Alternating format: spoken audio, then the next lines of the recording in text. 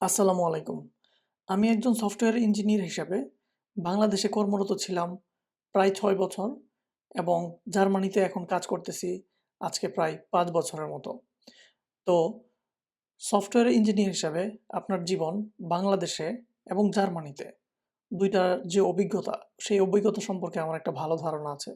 তো আজকের ভিডিওটি আমি রেকর্ড করছি আপনাদেরকে এটা বলার জন্য যে আসলে এই পার্থক্যটা কিরকম। সবগুলাই কি জার্মানিতে ভালো নাকি বাংলাদেশে ভালো?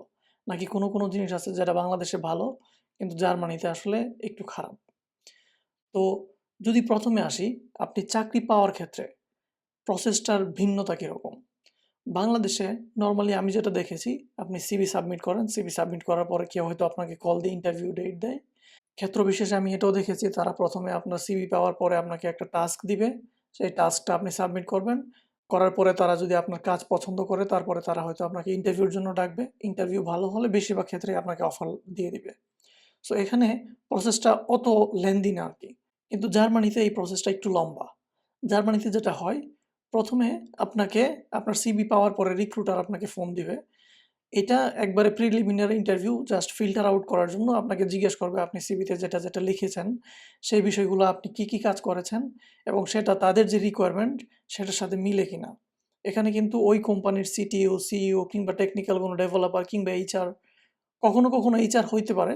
বাট এইচআর ছাড়াও শুধুমাত্র রিক্রুটার, এইচআর এর কাছে যাওয়ার আগেই শুধুমাত্র রিক্রুটার, কখনো হয়তো এইচআর এর কোনো জুনিয়র অফিসার তারা আপনাকে ফোন দিয়ে বোঝার চেষ্টা করবে যে আপনি সিভিতে যা লিখেছেন এবং তাদের যা দরকার সেটা ম্যাচ করে কিনা। যদি দেখে তারা ম্যাচ করতেছে, তারপরে তারা আপনাকে ইমেইল দিয়ে অথবা ফোন করে আপনার সাথে ইন্টারভিউ সেট করবে। এবং বেশিরভাগ ক্ষেত্রেই ১ম ইন্টারভিউটা হয় হচ্ছে হালকা টেকনিক্যাল ইন্টারভিউ। অর্থাৎ ১ম ইন্টারভিউতে আপনাকে কল করে আপনার সঙ্গে বিভিন্ন টেকনিক্যাল বিষয় নিয়ে আলাপ করে, প্রশ্ন করে বোঝার চেষ্টা করবে আপনার টেকনিক্যাল নলেজের গভীরতা আসলে কতটুকু। এখানকার ইন্টারভিউ কিন্তু বাংলাদেশের মতো না যে আপনাকে শুধু প্রশ্ন করতেছে আর আপনি উত্তর দিতেছেন। কখনো এরকমও হয়। It's more like a discussion. যত হাই ভোল্টেজ কোম্পানি তাদের ইন্টারভিউ তত ডিসকাশন মনে হয় যে আপনাকে মানে জেরা করতেছে এরকম মনে হবে না। আর যত ছোট কোম্পানি তত মনে হবে যে আপনাকে জেরা করতেছে, প্রশ্ন করতেছে। সো এইটা গেল ১ম টেকনিক্যাল ইন্টারভিউ। তারপরে বেশিরভাগ ক্ষেত্রেই আরেকটা টেকনিক্যাল ইন্টারভিউ হতে পারে।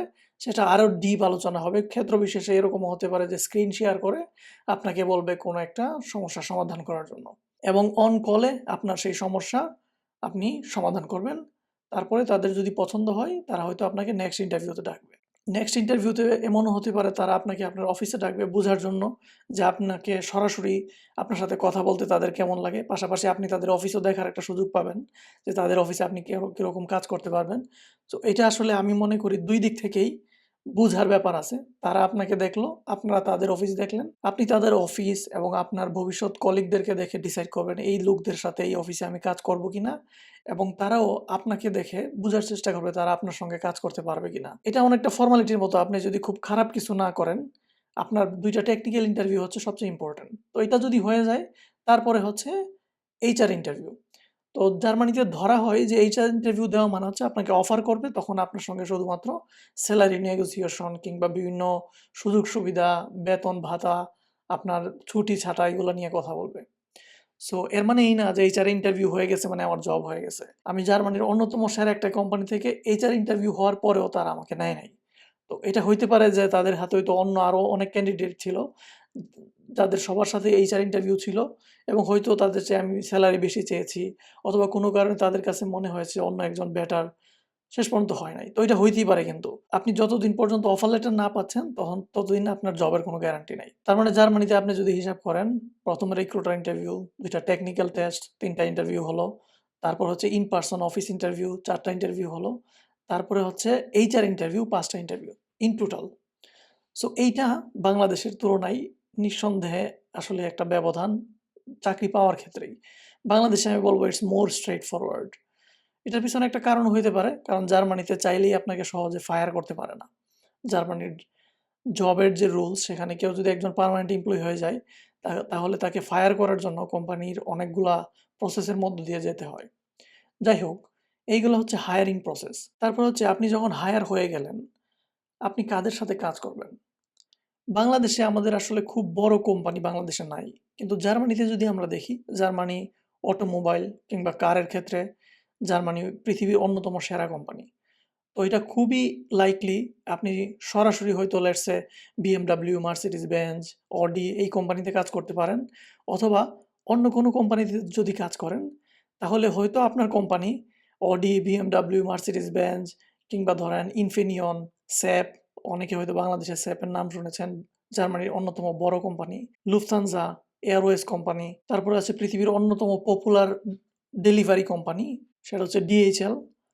এই কোম্পানিগুলোর সাথে হয়তো আপনি কাজ করবেন। বাংলাদেশে কিন্তু এই সুযোগটা আমাদের কখনো হয় না। আমরা হয়তো বাংলাদেশে কোনো একটা কোম্পানিতে কাজ করি, তারা হয়তো বাইরের দেশের কোনো একটা এজেন্সির সঙ্গে কাজ করে।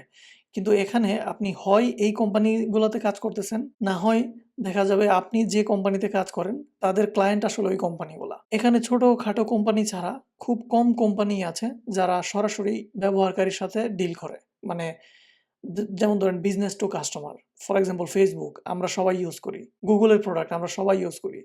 জার্মানির এমন কোনো প্রোডাক্ট হয়তো আপনি ব্যবহার করেন না, যেটা সবাই ব্যবহার করে। কিন্তু জার্মানির সফটওয়্যার ইঞ্জিনিয়াররা তাহলে কি করে? জার্মানির সফটওয়্যার ইঞ্জিনিয়াররা তাদের অন্যান্য কোম্পানিকে সার্ভিস দেয়। B2B যেটাকে বলে, বিজনেস টু বিজনেস। তো বেশিরভাগ ক্ষেত্রে আপনি যে বিজনেসগুলোর সাথে কাজ করবেন, তারা জার্মানির ওয়েল নোন, এমনকি সারা পৃথিবীতেই ওয়েল নোন। কিন্তু বাংলাদেশে হয়তো আপনার সেই সুযোগটা আসলে হবে না। তারপরে আসি ওয়ার্ক কালচার আসলে কিভাবে ডিফারেন্ট। জার্মানিতে আপনার বার্ষিক ছুটি হয়তো 26 থেকে 30 দিনের মতো। এটা কোম্পানি টু কোম্পানি ভেরি করে, এবং আমি যতদূর জানি বাংলাদেশেও সেম। কিন্তু বাংলাদেশের এই ছুটির যে হিসাবটা, এখানে একটু সমস্যা আছে। যেমন ধরেন আমি আমার এক ছোট ভাইকে চিনি, যে আসলে বাংলাদেশের একটা টপ টিয়ার কোম্পানিতে কাজ করে। কিন্তু তার বিশেষ প্রয়োজনে তার নিজের ছুটি আছে এখনো 15 থেকে 20 দিন বাকি। কিন্তু সে ছুটির জন্য এপ্লাই করতেছে, তাকে ছুটি দিচ্ছে না। এটা জার্মানিতে প্রায় অসম্ভব। আপনার ছুটি আছে, আপনাকে ছুটি দিতেই হবে। একদমই কোনো সিরিয়াস কারণ হলে ভিন্ন কথা। যেমন ধরেন কালকে একটা রিলিজ হবে এবং সেখানে আপনি খুবই একটা ইম্পোর্টেন্ট রোল প্লে করতেছেন। হুট করে আজকে বললেন আমি কালকে ছুটিতে যাব। সেটা আপনি নিজেও করবেন না। তো বাংলাদেশে কিন্তু এটা ছাড়াও আপনি একটা প্রোডাক্টে কাজ করতেছেন ২-৩ বছর ধরে, কিছুই হচ্ছে না। কালকেও কিছু নাই, গত ১ মাসেও নতুন কিছু হচ্ছে না। আপনি নরমালি কাজ করবেন। তারপরে আপনাকে ছুটি দিবে না। এবং এই ঘটনা হয়েছে। আমার ছোট ভাইয়ের ক্লোজ ফ্যামিলি মেম্বার অসুস্থ, তাদেরকে হসপিটালে নিয়ে যেতে হবে এবং সেখানে তার হয়তো কয়েকদিন থাকতে হবে। এজন্য সে ছুটির জন্য আবেদন করেছে। তাকে ছুটি দেয় নাই। এটা জার্মানিতে অসম্ভব। জার্মানিতে এর উল্টা ঘটনা বেশি ঘটে। যেমন ধরেন আমার ক্ষেত্রে এবং আমার অনেক বন্ধু-বান্ধব যারা বিভিন্ন কোম্পানিতে চাকরি করে, তাদের ক্ষেত্রে যেটা হয়েছে, আমরা বাঙালিরা সবসময় ছুটি না নিয়ে ছুটি জমিয়ে রাখি যে ছুটি পরে কাজে লাগবে। তো বছর শেষে গিয়ে দেখা যায় যে আমাদের ১০ দিন ১৫ দিন ছুটি জমে গেছে। তখন আমাদের হয় আমাদের ম্যানেজার, না হয় আমাদের HR আমাদেরকে ফোর্স করে, "এই তোমরা ছুটি নাও না কেন? তাড়াতাড়ি ছুটি নাও। বছর কিন্তু শেষ হয়ে যাচ্ছে এবং এর ভিতরে তোমার ছুটি নিতে হবে।" অর্থাৎ আমরা ছুটি নিচ্ছি না কেন, এইজন্য তারা আমাদেরকে প্রেশার দিচ্ছে। এটা আসলে খুবই একটা ইন্টারেস্টিং বিষয়। বাংলাদেশে যেখানে আমাদেরকে ছুটি দিচ্ছে না, আর এখানে আমরা কেন ছুটি নিচ্ছি না এটার জন্য আমাদেরকে চাপ দিচ্ছে। আপনি যদি সিক হয়ে যান, জার্মানিতে ৩ দিন অফিসকে শুধু আপনি বলবেন যে আমি সিক। ৩ দিন পর্যন্ত আপনার কোনো কাগজও দেখাইতে হবে না যে আমি সিক ছিলাম, কেন ছিলাম, কি হয়েছে। বাই দ্য ওয়ে, কি হয়েছে বলতে যেটা বুঝায়, আপনি কখনোই আপনার কোম্পানিকে, আপনার বসকে আপনি বলবেন না আপনার কি হইছে। আপনার ডক্টরও যদি বলে আপনাকে ১ মাস ছুটিতে থাকতে হবে, আপনি কাজ করতে পারবেন না, আপনি ১ মাস কাজ করবেন না। কিন্তু আপনার বস কখনো আপনাকে জিজ্ঞেস করতে পারবে না যে আপনার কি হয়েছে? কিংবা আপনি ওইটা বলতে বাধ্য না। মানে আপনার দৈহিক সমস্যা, সেটা আপনি কখনো তাদেরকে বলবেন না। আপনার ডক্টর বলছে আপনাকে রেস্টে থাকতে হবে, দ্যাটস ইট। এখানে আপনার ব্যক্তিগত কি সমস্যা হয়েছে এটা বলার বা এটা জানার কোনো রাইট তাদের নাই। আই মিন আপনার যদি কারো সাথে সুসম্পর্ক থাকে, আপনি তো তাদেরকে বলতেই পারেন যে, "ভাই আমার তো একটা অপারেশন হচ্ছে কানে, এই অপারেশনের জন্য আমার ৩ মাস হসপিটালে থাকতে হবে বা ১ মাস হসপিটালে থাকতে হবে।" সেটা ভিন্ন বিষয়। কিন্তু আপনি বলতে বাধ্য না। আপনারা যারা বাংলাদেশে কাজ করেন, আপনারা নিশ্চয়ই এই ব্যাপারটার সাথে পরিচিত।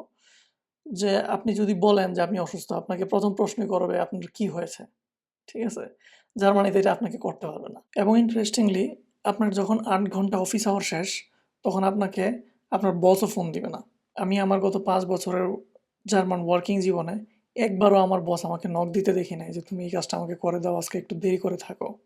এটা জার্মানিতে খুবই রেয়ার, এবং এটা যদি করে তাহলে হয়তো পরের দিন আপনাকে ১ ঘন্টা বা যতক্ষণ আপনি কাজ করেছেন এক্সট্রা, ততক্ষণ আপনাকে কাজ থেকে অব্যাহতি দিতে হবে। এটা আপনারা নিশ্চয়ই বাংলাদেশে যারা কাজ করেন, এরকম অনেক দিন হয়েছে আমাদের যে আজকে কাজের একটু প্রেশার, আজকে ৬টার সময় যেতে পারবো না, ৮টা পর্যন্ত কাজ করছি। এবং এটা কোনো স্পেশাল বিষয় না, এটা হইতেই পারে, এরকম একটা ভাব আমাদের। সো এটা জার্মানিতে হয় না আসলে।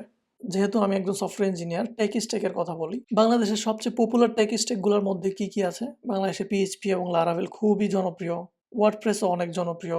পাইথন, Django, মার্ন স্ট্যাক এগুলো অনেক জনপ্রিয়। কিন্তু জার্মানিতে আপনি এখানে আসার পরে আপনি যেটা বুঝতে পারবেন যে এখানে আসলে জাভা, C#.NET তারপর হচ্ছে Go এই ল্যাঙ্গুয়েজগুলো একটু বেশি জনপ্রিয়। এর মানে এই না যে আপনি পাইথনে কিংবা Laravel, PHP তে কাজ করতে পারবেন না। ডেফিনিটলি অনেক জব আছে। কিন্তু এইখানে জাভা, C#.NET, Go এগুলোর জনপ্রিয়তার পিছনে কারণ হচ্ছে আপনি যদি দেখেন কোন কোম্পানিগুলা কোন ধরনের ল্যাঙ্গুয়েজ প্রিফার করে। স্টার্টআপ কোম্পানিগুলা তারা দ্রুত প্রোডাক্ট বিল্ড করতে চায়। তারা PHP, পাইথনের মতো ল্যাঙ্গুয়েজগুলো ব্যবহার করে যেগুলো কুইকলি প্রোটোটাইপিং করা যায়। অন্যদিকে জার্মানির বড় বড় ব্যাংক, তারপরে ধরেন BMW এই কোম্পানিগুলো কিন্তু স্টার্টআপ কোম্পানি না। তাদের দ্রুত কোনো প্রোটোটাইপ রেডি করতে হবে এরকম কাজ হয়তো থাকতে পারে সাইড প্রজেক্ট। কিন্তু তাদের মেইন প্রজেক্টগুলো কিন্তু বছরের পর বছর ধরে অলরেডি ম্যাচিউরড এবং তারা চায় এটা রিলায়েবিলিটি, নট যে ফাস্ট এবং কুইক ডেলিভারি। তো এইটার জন্য জাভা, C#.NET, Go এই ল্যাঙ্গুয়েজগুলো বেশি পপুলার। এই ব্যবধানটা আপনি যদি বাংলাদেশ থেকে জার্মানিতে এসে কাজ করা শুরু করেন আপনি হয়তো এটা দেখতে পাবেন। তারপর জার্মানিতে আমি আরেকটা জিনিস যেটা খেয়াল করেছি, আপনি যে প্রোডাক্টে কাজ করেন সেই প্রোডাক্টের ছোট্ট একটা চেঞ্জ, লেটস সে আপনি হুট করে বললেন যে ওকে এই বাটনটা এখানে না দিয়ে ওইখানে দিব। এই চেঞ্জের জন্য আপনার যে পরিমাণ ডিসকাশন, ডিসিশন এইগুলোর জন্য আপনি যে পরিমাণ টাইম স্পেন্ড করবেন তার হয়তো 100 ভাগের 1 ভাগ টাইম লাগবে এটাকে চেঞ্জ করা। এখন বলতে পারেন, আরে ভাই এই বাটনটা এখান থেকে এখানে নিবে এটা নিয়ে এত আলোচনার কি আছে, নিয়ে নেই তাইলে তো হইলো। কিন্তু না, এর পিছনের কারণটা হচ্ছে ওই যে আবার আসি, এখানে অনেক বড় বড় কোম্পানি অন্যান্য বড় বড় কোম্পানির সাথে কাজ করে এবং সেইখানে যারা কাজ করে এটা কিন্তু বাংলাদেশের ইয়াং জেনারেশন না। ধরেন বাংলাদেশের সরকারি চাকরিজীবীর মতো কোনো একজন সরকারি চাকরিজীবী যার বয়স হয়তো 55 বছর, সে ওইখানে বসে বসে আপনার এই প্রোডাক্টটা ব্যবহার করে। আপনি যদি আজকে বাটনটা চেঞ্জ করে ফেলেন সে হয়তো খুঁজবে নিচে বাটনটা নাই কেন। তাই আপনি হুট করে একটা জিনিস চেঞ্জ করবেন এবং এটা আগে থেকে ক্লায়েন্টকে জানালেন না, এটা আপনি করতে পারবেন না।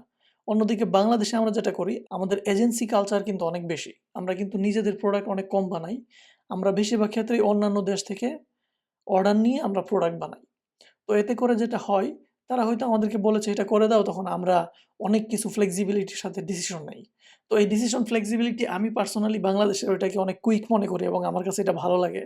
আজকে এটা করতে মনে চাইলো, কালকে ওইটা করতে মনে হইলো, কালকে এটা করলে ভালো হবে মনে হলো, হুটহাট আমরা চেঞ্জ করে ফেলি। তারপর আমরা ক্লায়েন্টকে হয়তো অনেক সময় বলিও না কি করেছি, কেন করেছি। সো এই যে সিদ্ধান্তগুলা, আজকে এই ফ্রেমওয়ার্ক না করে সেই ফ্রেমওয়ার্ক করে ফেলবো, এই সিদ্ধান্তগুলা হয়তো ১ জন বা ২ জন নিয়ে নেয়।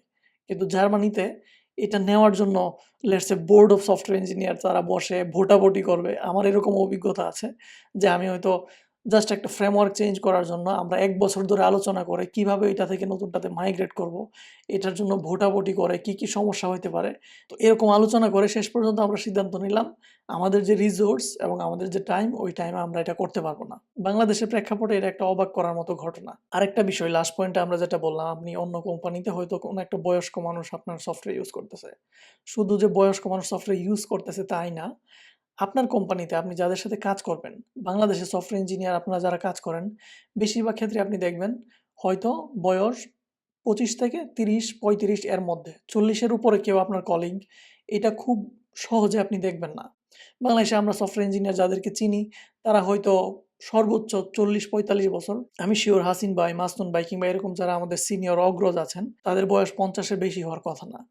কিন্তু জার্মানিতে আপনি যে কোনো ছোটখাটো কোম্পানিতেও দেখবেন, একজন হয়তো সফটওয়্যার ইঞ্জিনিয়ার হিসেবে এই কোম্পানিতে কাজ করতেছে 35 বছর ধরে। হয়তো সে হয়তো সে ইন্টার্ন হিসাবে ঢুকেছিল, তারপর সেখানে কাজ করতেছে, এখন তার রিটায়ার্ডের সময় চলে আসছে। এর পিছনে কারণ কি? এর পিছনে কারণ হচ্ছে এখানকার মার্কেটটা অনেক ম্যাচিউর। 35 বছর ধরে একজন এখানে কাজ করতেছে, এর মানে কি? এর মানে হচ্ছে 35 বছর ধরে এই কোম্পানি তাকে ফায়ার করে নাই। 35 বছর ধরে এই কোম্পানিতে সে কাজ করে আরাম পাচ্ছে এবং 35 বছর আগেও এখানে একটা ম্যাচিউর মার্কেট ছিল যার কারণে সে এখানে জব করতে পেরেছে। এইটার এই ব্যবধানটা আপনার অনেক চোখে পড়বে। এটার কারণে আসলে সুবিধা অসুবিধা ২ টাই আছে। বাংলাদেশে সবাই একটু ইয়াং হওয়ার কারণে সবাই নতুন, নতুন টেকনোলজি, ফ্যান্সি বিভিন্ন নাম এগুলা ট্রাই আউট করতে চায়, এটা সেটা করতে চায়। জার্মানিতে এটা আরেকটু রয়ে-সয়ে তারা করতে চায়। আজকে নতুন একটা কিছুর নাম শুনছে, কালকেই আইসা কলিগদের সাথে এটা নিয়ে আলোচনা, এর পরের দিন নতুন একটা প্রোডাক্ট বানায় ফেলবে এটা দিয়ে। এটা এখানে আসলে হয় না। ওইটার ইউজার বেস কিরকম, ডকুমেন্টেশন কিরকম, কোনো একটা সমস্যায় পড়লে কোত্থেকে এটার সমাধান আসবে, এই জিনিসগুলো অনেক চিন্তা ভাবনা করে এরা সিদ্ধান্ত নেয়। কেন এত সময় নেয়? কারণ হচ্ছে এদের বয়স হইছে। আপনার যখন অনেক বয়স হয়, তখন আপনি অনেক অভিজ্ঞতা সঞ্চয় করেন। তার সাথে, সাথে আপনি ম্যাচিউর হন। আপনার এই অভিজ্ঞতা থেকে আপনি বুঝতে পারেন যে আজকে হুট করে একটা কিছু নতুন আসছে আর এটা দিয়ে নতুন একটা প্রোডাক্ট বানাই ফেললাম, কালকে দেখলাম ওইটার জন্য আমি কোনো ডেভেলপার খুঁজে পাচ্ছি না। এটা মেইনটেইন করবে কে? তো এই জিনিসগুলা জার্মানি এবং বাংলাদেশে অনেক বড় একটা ব্যবধান তৈরি করে। যাই হোক, এগুলো ছাড়াও আসলে জার্মানিতে সফটওয়্যার ইঞ্জিনিয়ারদের জীবন এবং বাংলাদেশের সফটওয়্যার ইঞ্জিনিয়ারদের জীবন অনেক ব্যবধান আছে। সেগুলো আমি এক ভিডিওতে আসলে কাভার করতে পারবো না। তাছাড়া কিছু, কিছু ব্যবধান আছে। এটা সফটওয়্যার ইঞ্জিনিয়ার কেন্দ্রিক না। এটা এমনিতেই জার্মানির জব কালচার এবং বাংলাদেশের জব কালচারের মধ্যে ডিফারেন্স। যেমন আমি ছুটির কথা বললাম। কিংবা সিক লিভের কথা বললাম। এটা জার্মানির শুধু সফটওয়্যার ইঞ্জিনিয়ারদের জন্য না, এটা সবার ক্ষেত্রেই প্রযোজ্য। তো এরকম আরো অনেক কিছু আমি হয়তো মিস করেছি, বাট আমার কাছে যেই জিনিসগুলো চোখে পড়েছে এবং মনে হয়েছে যে এই জিনিসগুলো ইন্টারেস্টিং, তাই আমি আপনাদের সাথে শেয়ার করলাম। আপনারা যদি জার্মানি এবং বাংলাদেশের জব তথা সফটওয়্যার ইঞ্জিনিয়ারিং জব নিয়ে কোনো কিছু আমার কাছে জানতে চান, নিচে কমেন্টে জানাবেন। আমি চেষ্টা করব পরের কোনো ভিডিওতে এটা নিয়ে কথা বলার জন্য। সেই পর্যন্ত সবাই ভালো থাকবেন। Stay curious.